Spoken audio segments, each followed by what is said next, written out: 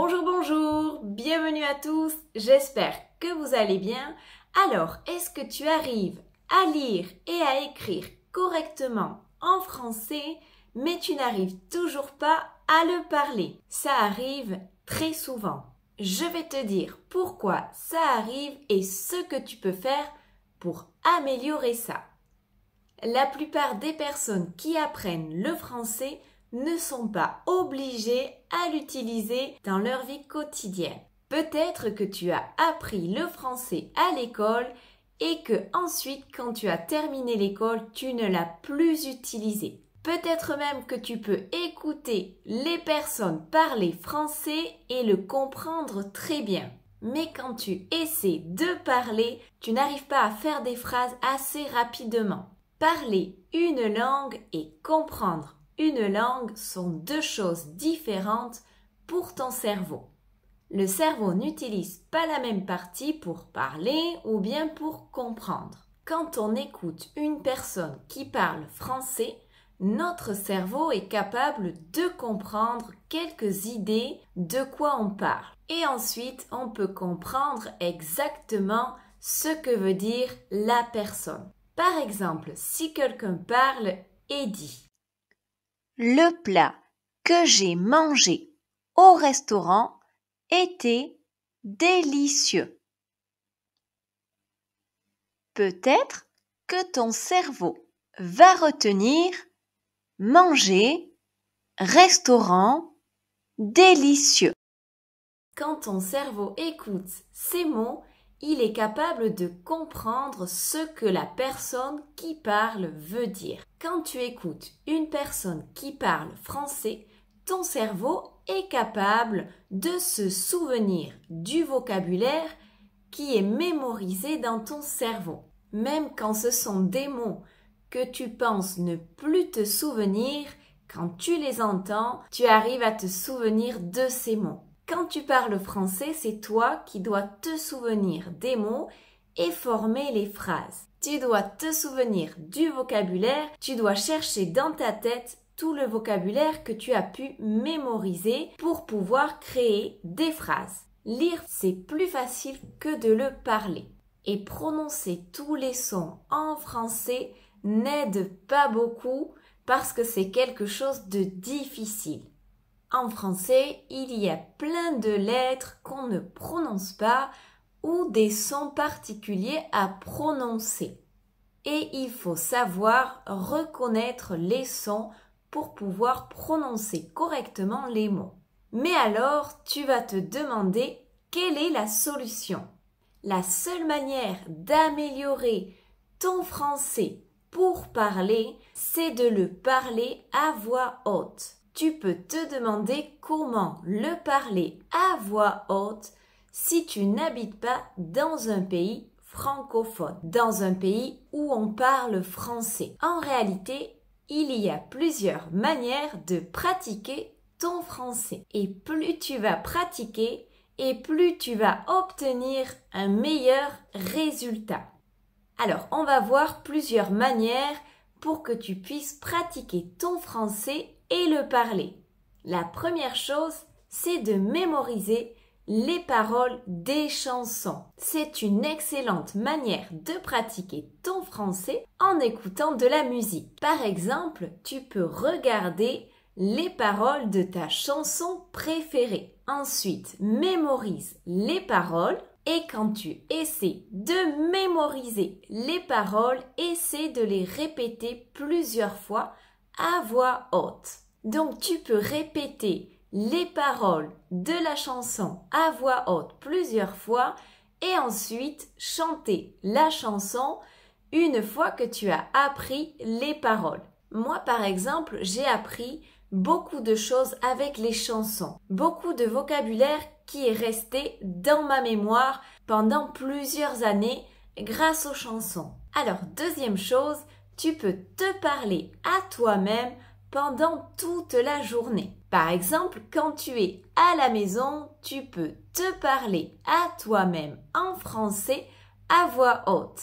Tu peux te poser des questions et t'obliger à y répondre en français à voix haute. N'oublie pas de dire tout ce que tu penses en français à voix haute. Par exemple, quand tu fais quelque chose à la maison, par exemple la vaisselle, mettre le lave-vaisselle, etc., tu peux dire à voix haute en français tout ce que tu es en train de faire. Toujours à voix haute, c'est très important. Par exemple, tu peux dire « Je suis en train de ranger ma chambre et après, je vais aller préparer à manger. » Plus tu vas pratiquer à voix haute et plus tu vas obtenir un meilleur résultat, tu verras que ce sera plus naturel aussi. Alors, au début, ça peut être un peu difficile pour toi ou même un peu gênant, mais plus tu vas pratiquer et plus ça va être facile pour toi de faire cet exercice à la maison. Si tu n'es pas à l'aise au début avec cet exercice, ne t'inquiète pas, petit à petit, ça va devenir plus facile pour toi et ça peut prendre un peu de temps pour t'habituer. Sois patient avec toi-même. Tu peux aussi te fixer des objectifs et utiliser ensuite un chronomètre pour voir combien de temps tu as pratiqué le français à la maison. Numéro 3, tu peux aussi parler avec un objet. Si tu n'es pas à l'aise avec l'exercice précédent, si tu n'arrives pas à parler tout seul, tu peux utiliser un objet pour t'aider. Par exemple, tu peux prendre une peluche, la mettre en face de toi et commencer à lui parler. De cette manière, tu te sentiras plus à l'aise pour parler. Alors, j'ai donné l'exemple d'une peluche, mais ça peut être autre chose. Par exemple, tu peux imprimer une photo d'une personne de ta famille ou d'un ami, la mettre en face de toi et faire la même chose si c'est plus facile pour toi. Plus tu vas t'entraîner à prononcer les mots en français et plus tu vas sentir que tu commences enfin à parler français. Alors, numéro 4, une autre manière, tu peux enregistrer tout ce que tu dis. Tu peux enregistrer ta voix. C'est aussi une excellente manière de pratiquer ton français. Ça va beaucoup t'aider. Tu peux commencer, par exemple, à t'enregistrer 1 minute par jour et petit à petit augmenter le temps et t'enregistrer plus longtemps. Après avoir enregistré ta voix, écoute ce que tu as dit. Essaie de repérer tes erreurs en écoutant ce que tu as dit. C'est moins stressant si c'est toi qui dois voir les erreurs et t'écouter.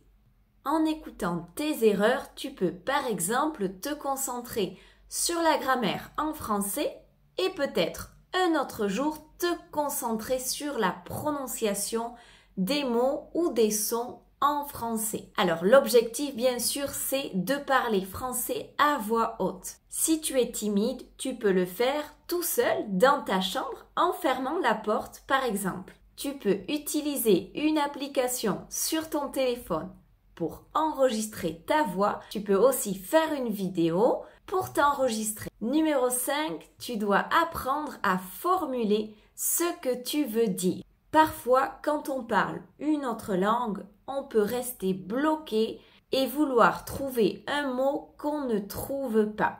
La meilleure chose à faire, c'est d'apprendre à dire la même chose d'une autre manière. Par exemple, si tu veux dire « À quelle heure je dois amener le chat chez le vétérinaire ?»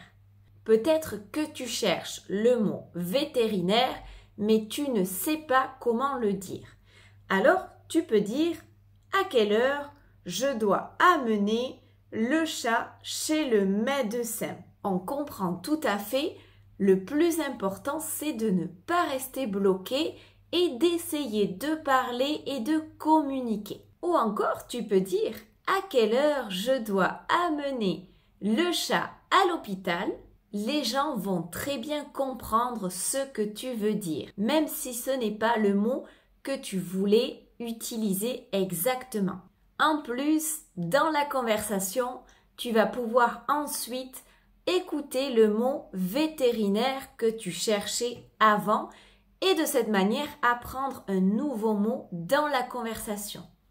Si tu l'écoutes, n'hésite pas à inclure ce nouveau mot dans la conversation.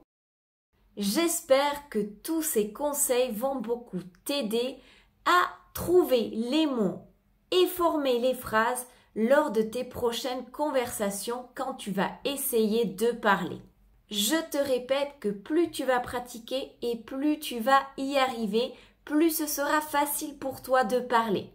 On n'apprend pas une langue du jour au lendemain. Il faut être patient et beaucoup pratiquer, s'entraîner et ne pas te décourager. Si tu as aimé tous ces conseils, n'oublie pas de liker la vidéo, de t'abonner et d'activer la petite clochette en bas pour ne manquer aucune autre leçon de français et continuer à apprendre avec moi. N'oublie pas de me laisser ton petit commentaire pour me dire quel conseil tu vas utiliser.